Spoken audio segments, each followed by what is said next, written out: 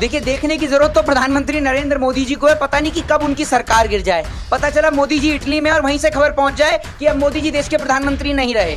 आप ये सोचिए ना, जहां बात हो रही थी कि क्या नीतीश कुमार को गृह मंत्रालय मिलेगा या स्पीकर पद मिलेगा या रेल मंत्रालय मिलेगा, इनको तो मिला झुंझुना, कुछ भी नहीं मिला। तो ये हो सकता है कि नीतीश कुमार और चंद्रबाबू नायडू दोनों भारतीय जनता पार्टी का साथ छोड़कर कांग्रेस पार्टी के साथ यानी इंडिया अलायंस के साथ आ जाएं और आकर अपनी सरकार बना लें। तो भैया मैं आपको एक चीज बता देता हूं, ये कहते हैं ना कि भैया रस्सी जल गई लेकिन बल नहीं गया, वही हालत भारतीय जनता पार्टी की है। अयोध्या हार गए, उत्तर प्रदेश की बड़ी बड़ी सीटें हार गए, कमर्शियल सिलेंडर हार गई और जीतने के बाद आपकी नेता पिट रही हैं।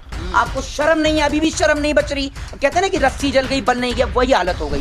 जो गिना चुना जो वोट मिला है ना, ये वोट भी बेईमानी का है। मैं दावे से कहता हूँ, आप अगर इस वोट को भी चेक करा ले तो मैं दावे से कहता हूं कि एक बीजेपी का नेता बस की टिकट लेने के योग्य नहीं है। लोकसभा की टिकट तो बहुत बड़ी चीज हो गई। अयोध्या की जनता ने दिखाया कि वो प्रभु श्री राम से कितना प्रेम और कितना स्नेह करते हैं। एक बात आप मुझे बताइए, ये लोग जो दो कौड़ी के बीजेपी के नेता हैं, ये लोग राम जी को छोटा दिखाएंगे और मोदी को बड़ा दिखाएंगे। अयोध्या की जनता बर्दाश्त कर लेगी? आप मुझे बताइए ना, कैसे बर्दाश्त कर लेगी? हरगिज बर्दाश्त नहीं करेगी। तो अयोध्या की जनता ने दिखाया, और जो इन्होंने कहा था कि जो राम को लाए हम उनको लाएंगे, जी बिल्कुल। तो अयोध्या की जनता ने दिखा दिया कि राम को लाने की औकात किसी की नहीं है। राम आपको और हमें लेकर आए हैं। तो अयोध्या की जनता ने मुंहतोड़ जवाब दिया। लेकिन सोचिए, उस वक्त पर जब आप अपने घरों में बैठे हुए थे, उस वक्त पे उनके घर पे बुलडोजर चलाया गया और उनको बेघर करने का काम किया। इसीलिए अयोध्या की जनता ने जवाब दिया। जिस तरीके से इस देश की जनता ने बीजेपी को हटाया, तो अब नेता इस बात को समझ रहे हैं कि अगर हमने बीजेपी का साथ दिया तो वो दिन दूर नहीं कि जब हम चौराहों पे पिटेंगे और हिंदू मुसलमान के नाम पर अब वोट नहीं पड़ेगा। ये बात याद रखिएगा, क्योंकि अब ये बात पूरा देश जानता है कि मुस्लिम इस देश के अंदर हिंदुओं का भाई था, है और मरते दम तक रहेगा। जब तक हम इस देश में जिंदा हैं, हिंदू मुस्लिम सिख ईसाई भाईचारा सदैव बना रहेगा और उसको कोई नहीं तोड़ सकता। और आज अयोध्या की जो धरती ने ये फैसला दिया है और उन्होंने दिखाया है कि प्रभु श्री राम ने हमेशा एकता की मिसाल दी है और हमेशा लोगों को जोड़ने का काम किया, कभी तोड़ने का काम। अच्छा, मैं आपको बता दूं, 6 महीने तो बहुत ज्यादा हो गए। अच्छा, कोई भी चुनाव आने दीजिए, कोई भी विधानसभा का चुनाव आने दीजिए। बिहार में चुनाव है, मैं आपको तो बिहार में चुनाव है, महाराष्ट्र में चुनाव है, ठीक है, इसके साथ साथ दिल्ली में चुनाव है। तो ये जो जितने इनके एनडीए में जो गठबंधन के लोग हैं, सब टूटते हुए नजर आएंगे, सब बिखरते हुए नजर आएंगे। और मैं दावे से कह रहा हूँ, ये सरकार कुछ ही दिन की है और कुछ ही दिन की ये सरकार है। कहीं ऐसा ना हो जाए कि मोदी जी इटली में हैं और इटली में रहते रहते ही खबर सुनने को मिल जाए कि मोदी जी प्रधानमंत्री नहीं है देश के। आदाब दोस्तों, मैं आपके साथ जफर सिद्दीकी, आप देख रहे हैं टाइम्स एक्सप्रेस। जिस तरीके से महाराष्ट्र को लेकर जो है पिछले 2 दिन से बवाल मचा है कि महाराष्ट्र में जो है एनडीए टूटता नजर आ रहा है, वहीं संजय राउत का यह बयान आया कि 3 महीने के अंदर जो है वो सरकार गिर जाएगी, क्योंकि एनडीए गठबंधन जो है इस बार जो ये कह सकते हैं कि बैसाखी पर टिकी हुई है। बातचीत करने के लिए हमारे साथ मौजूद है एडवोकेट मोहित शर्मा। कैसे देख रहे हैं, क्या बैसाखी पर टिकी है सरकार? देखिए, देखने की जरूरत तो प्रधानमंत्री नरेंद्र मोदी जी को है। पता नहीं कि कब उनकी सरकार गिर जाए। पता चला मोदी जी इटली में और वहीं से खबर पहुंच जाए कि अब मोदी जी देश के प्रधानमंत्री नहीं रहे। अच्छा। ये भी हो सकता है, कोई बड़ी बात नहीं है। और मैं आपको बता दूं, जिस तरीके से आज कांग्रेस पार्टी का आधिकारिक तौर पर बयान आया है कि भैया हम चाहे जब मर्जी सरकार बना सकते हैं, वो बिल्कुल एकदम करेक्ट बयान है। जब चाहे कांग्रेस पार्टी तब सरकार बना सकती है। जिस तरीके से आप सोशल मीडिया प्लेटफॉर्म पे जाइए, सोशल मीडिया प्लेटफॉर्म पर एक और नीतीश कुमार की फोटो लगा रखी है और दूसरी ओर नायडू की फोटो लगा रखी है। दोनों की फोटो लगाकर नीचे लिख रखा है झुंझुना मंत्रालय। वो इसलिए लिख रखा है क्योंकि इनको कोई मंत्रालय नहीं मिला, अभी झुंझुना मंत्रालय मिला हुआ है। आप ये सोच, बात हो रही थी कि क्या नीतीश कुमार को गृह मंत्रालय मिलेगा या स्पीकर पद मिलेगा या रेल मंत्रालय मिलेगा, इनको तो मिला झुंझुना, कुछ भी नहीं मिला। तो ये हो सकता है कि नीतीश कुमार और चंद्रबाबू नायडू दोनों भारतीय जनता पार्टी का साथ छोड़कर कांग्रेस पार्टी के साथ यानी इंडिया अलायंस के साथ आ जाएं और आकर अपनी सरकार बना लें। अच्छा, लेकिन जो बोर्ड लगाए जा रहे हैं कि प्रचंड जीत हुई है, तो फिर उन बोर्डों का क्या होगा? प्रचंड जीत कौन सी हुई है? बोर्ड लगाए हैं पूरी दिल्ली भर में। देखिए, आप बोर्ड लगाने को तो कुछ भी लगा लीजिए। चुनाव से पहले आपने अपनी मीडिया जो खरीद रखी थी, गुलाम मीडिया, उस गुलाम मीडिया के जरिए आपने 400 पार भी पूरे देश में लगवाया। तो लगवाने पे तो कोई दिक्कत है नहीं। एग्जिट पोल भी 400 बिल्कुल 400 पाल के आपने एग्जिट पोल दिखाए। तो भैया मैं आपको एक चीज बता देता हूं, ये कहते हैं ना कि भैया रस्सी जल गई लेकिन बल नहीं गया, वही हालत भारतीय जनता पार्टी की है। अयोध्या हार गए, उत्तर प्रदेश की बड़ी बड़ी सीटें हार गए, कमर्शियल सिलेंडर हार गई और जीतने के बाद आपकी नेता पिट रही हैं। आपको शर्म नहीं है, अभी भी शर्म नहीं बच रही। कहते हैं ना कि रस्सी जल गई बल नहीं गया, वही हालत हो गई। जगह जगह नेता पिट रहे हैं, जगह जगह नेताओं की हालत इतनी खराब है कि पता नहीं कि कब सरकार चली जाए, कब मंत्रालय छिन जाए और कब प्रधानमंत्री जी खुद अपनी कुर्सी से हट जाएं। लेकिन उसके बाद भी अहंकार अभी भी टूटने का नाम नहीं ले रहा। और नरेंद्र मोदी ने खुद कहा है कि आप हटा दीजिए, कि मोदी का परिवार जो है वो हटा दीजिए। अपील किया प्रधानमंत्री। बिल्कुल, और किस मुंह से और कैसा परिवार? भैया मोदी जी को खुद फर्क नहीं पड़ता देश के लोग मरे या जिए। आज जम्मू कश्मीर की क्या स्थिति है आप देख रहे जी, हैं। बिल्कुल। कश्मीर की क्या हालत है किसी से नहीं छिपी। कश्मीर के अंदर हमले हो रहे हैं, अटैक्स हो रहे हैं, प्रधानमंत्री वहां विदेशी यात्रा पे भी जी हैं। जब जब इस देश पे संकट मंडराया है, खतरा आया है, तब तब इस देश का मुखिया जो कहता है कि मेरा जो परिवार है वो इस देश की जनता है, कोई परिवार इनका जनता नहीं है। मैं आपको बता दूं, अगर जनता इनका परिवार होती तो नरेंद्र मोदी, जब आज जम्मू कश्मीर के अंदर इतनी खराब स्थिति है, तो नरेंद्र मोदी जी वहां क्यों नहीं गए? लेकिन मोहित शर्मा, लगातार आप लोगों ने भी और तमाम लोग जो देश के एक्टिव हैं, तमाम मुद्दों पर बोलते हैं, तमाम आलोचनाएं करी, फिर भी प्रधानमंत्री ने तीसरी बार शपथ ग्रहण की। देखिए, एक बात मैं आपको बताता हूं, ये तीसरी बार जो शपथ लिए ना, सबको पता है कि ये वोट भी कैसा आया है। ये जो गिना चुना जो वोट मिला है ना, ये वोट भी बेईमानी का है। मैं दावे से कहता हूं, आप अगर इस वोट को भी चेक करा ले तो मैं दावे से कहता हूं कि एक बीजेपी का नेता बस की टिकट लेने के योग्य नहीं है। लोकसभा की टिकट तो बहुत बड़ी चीज हो गई, ये मैं आपको मतलब जो अभी इनके हिस्से में वोट आए हैं वो भी इनके नहीं है, वो भी इनके नहीं है, वो भी गड़बड़ करके, गड़बड़ घोटाला करके वो भी इनको वोट मिले। और प्रधानमंत्री को तो खुद शर्म आनी चाहिए। प्रधानमंत्री खुद, जो प्रधानमंत्री का चेहरा थे, वो भी पीछे गए इस चुनाव में।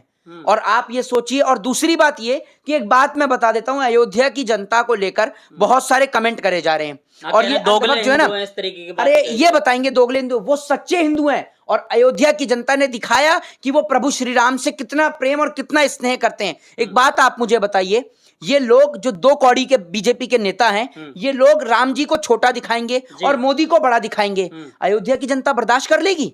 आप मुझे बताइए ना, कैसे बर्दाश्त कर लेगी? हरगिज बर्दाश्त नहीं करेगी। तो अयोध्या की जनता ने दिखाया, और जो इन्होंने कहा था कि जो राम को लाए हम उनको लाएंगे, जी बिल्कुल। तो अयोध्या की जनता ने दिखा दिया कि राम को लाने की औकात किसी की नहीं है। राम आपको और हमें लेकर आए हैं। तो अयोध्या की जनता ने मुंहतोड़ जवाब दिया। और दूसरी बात यह कि जो आप अयोध्या की जनता को गाली लिख रहे हो, एक बात आप मुझे बताओ, जिस वक्त पे भव्य प्रभु श्री राम का राम मंदिर बन रहा था, उस वक्त आप जानते हैं कितनों के घर पर बुलडोजर चला? जी, आप लोग तो अपने अपने घरों में बैठे हुए थे, आराम से अपने घर में पंखे की हवा में या फिर कूलर की हवा में आराम से बैठे हुए थे। लेकिन सोचिए, उस वक्त पर जब आप अपने घरों में बैठे हुए थे, उस वक्त पे उनके घर पे बुलडोजर चलाया गया और उनको बेघर करने का काम किया। इसीलिए अयोध्या की जनता ने जवाब दिया और उन्होंने दिखाया कि प्रभु श्री राम लोगों को सहारा देने का काम करते हैं, उनको छत देने का काम करते हैं। सेल्फी पॉइंट बनाने भी तो थे ना, इस वजह से तोड़ा गया था वो घर। पहली बात तो ये, उसका जवाब दे दिया ना, जवाब दे दिया अयोध्या की जनता ने। अयोध्या की जनता ने दिखा दिया कि हमारे यहाँ पर राम भक्त रहते हैं, अयोध्या में राम भक्त रहते हैं, अंधभक्त नहीं रहते। और ये देश की गोदी मीडिया जो बिकाऊ मीडिया है, इस पे तो मैं भरोसा ही नहीं करता। ये तो भरोसे के लायक बची नहीं है। ये तो 400 पार दिखा रही थी, इनका तो बस नहीं चल रहा है। ये भी बोल सकते हैं कि नरेंद्र मोदी जी को जो है दहेज में रेल मिल रही थी, वो तो मोदी जी चलाना नहीं जान रहे थे, इसलिए मोदी जी को ट्रेन नहीं मिली। इनके जो मुंह में आता है बकते चले जाते हैं। ये सोचते भी नहीं कि क्या बोल रहे हैं और क्या समझ रहे हैं। इनको कुछ खुद समझ में नहीं आता। इनकी हालत तो इतनी खराब है बेचारों की। अच्छा, महाराष्ट्र में जो उठापटक चल रही है, लग रहा है कि संजय राउत का ऑफिशियली बयान आया कि 3 महीने में सरकार गिर जाएगी। देखिए, पूरे देश के अंदर लोगों ने देखा किस तरीके से महाराष्ट्र के अंदर जो रातों रात विधायक की खरीद फरोख्त करके सरकार बनाई गई। तो जब आप विधायक की खरीद फरोख्त करके, और आज मैं एक बात बता देता हूं, ये बात चाहे मुख्यमंत्री एकनाथ शिंदे हो, चाहे फिर वो आपका उप मुख्यमंत्री अजीत पवार हो, आज सबको ये बात नजर आ रही है कि भारतीय जनता पार्टी की किसी की नजर में कोई वैल्यू नहीं है, किसी नेता की कोई वैल्यू नहीं है। जिस तरीके से मध्य प्रदेश से मुख्यमंत्री शिवराज सिंह चौहान को हटाया गया, जिस तरीके से राजस्थान से वसुंधरा राजे को हटाया गया, तो उनको साफ नजर आ रहा है। और जिस तरीके से इस देश की जनता ने बीजेपी को हटाया, तो अब नेता इस बात को समझ रहे हैं कि अगर हमने बीजेपी का साथ दिया तो वो दिन दूर नहीं कि जब हम चौराहों पे पिटेंगे। जिस तरीके से कंगना रनावत के तमाचा पड़ता है, आपने देखा किस तरीके से एक सीआईएसएफ के जवान के द्वारा चांटा मारा गया। और वो चांटा जानते हैं क्यों मारा? इस देश में देश सर्वोपरि है, देश का जवान और देश का किसान सर्वोपरि है। और जवान ने चांटा मारा और वो बेटी है किसान की, और उसने चांटा मारा। और जानते हैं क्यों मारा? वो इसलिए मारा कि उनने, कंगना रनावत ने एक बयान दिया था, उन्होंने कहा था कि भैया ये जो महिलाएं बैठी हैं 100-100 रुपए में, किसान आंदोलन जब चल रहा था तो ये पैसे लेकर बैठी हैं, तो उन्होंने उसके बदले में जवाब दिया। तो आज बीजेपी के नेताओं को संभल के रहना चाहिए, अपने गाल को संभाल के रखना चाहिए, क्योंकि अब इस देश की जनता और इस देश का जो नागरिक है वो जागरूक हो चुका है, और हिंदू मुसलमान के नाम पर अब वोट नहीं पड़ेगा। ये बात याद रखिएगा, क्योंकि अब ये बात पूरा देश जानता है कि मुस्लिम इस देश के अंदर हिंदुओं का भाई था, है और मरते दम तक रहेगा। जब तक हम इस देश में जिंदा हैं, हिंदू मुस्लिम सिख ईसाई भाईचारा सदैव बना रहेगा, और उसको कोई नहीं तोड़ सकता। और बात रही इनको अलग करने वालों की, तो इनको अलग करने वाले खुद इस देश से भगाए जाएंगे। चंद्रबाबू नायडू ने जो है अभी आंध्र प्रदेश में शपथ ग्रहण हुआ, उनका जो है उन्होंने कार्यभार संभाला, मुख्यमंत्री बने, वहां पर नीतीश कुमार नहीं पहुंचे। तो ये दोनों जबकि एनडीए का हिस्सा है, तो वाकई लग रहा है कि एनडीए में सब कुछ ठीक नहीं चल रहा है। देखिए, मैं आपको सीधे तौर पर बता देता हूं कि नीतीश कुमार का जो दूसरा नाम है वो पलटू कुमार है। अच्छा। और नीतीश कुमार का पता नहीं कि कब वो किस वक्त पलट जाए।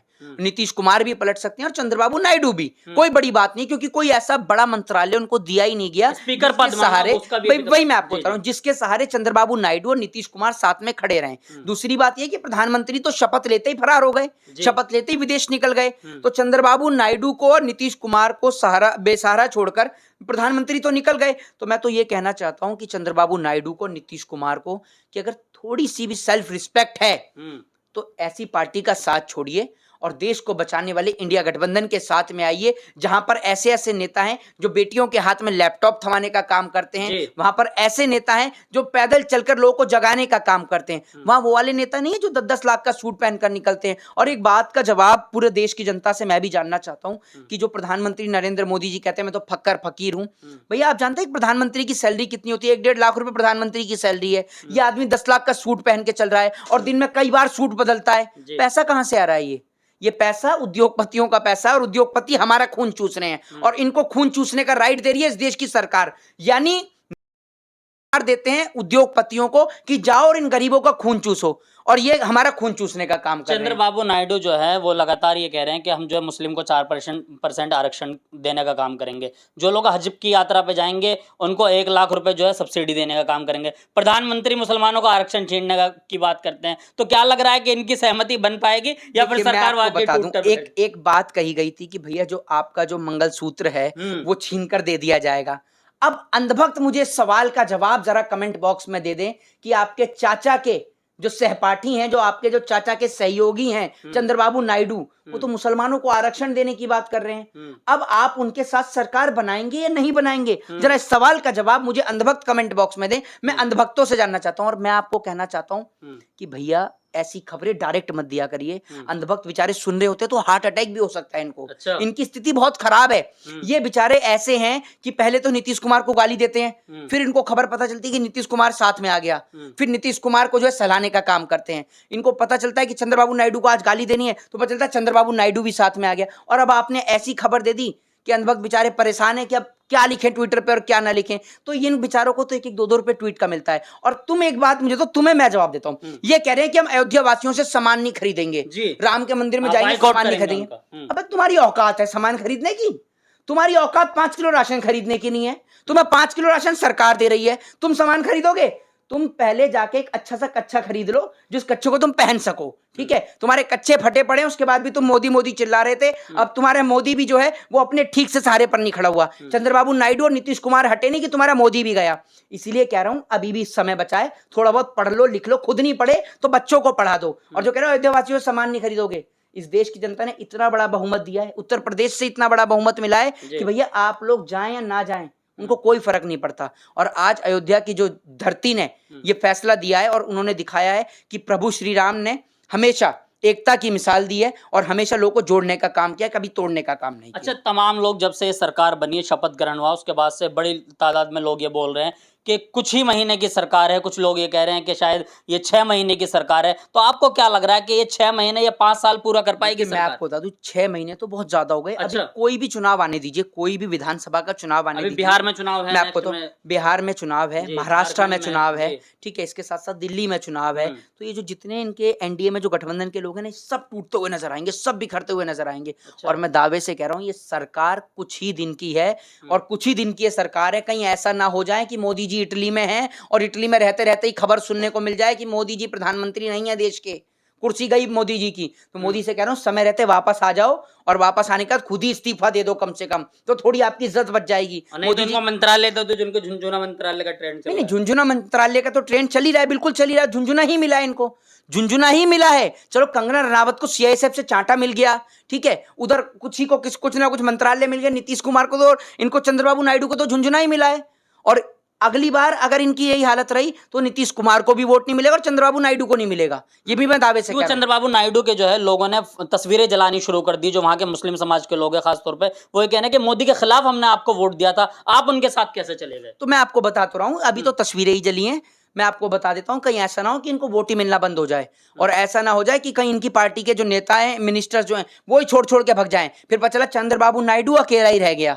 जैसे मोदी जी एक अकेले की बात करें, चंद्रबाबू नायडू भी अकेले रह गया और उधर नीतीश कुमार के भी जो एमपी हैं वो भी भग गए, उधर नीतीश कुमार और ये दो ही साथ में अकेले रह गए और पता चला बाकी सारे एमपी मिलकर आकर इधर सरकार भी बना दी और इनको वाक्य में फिर मिल गया झुंझुना।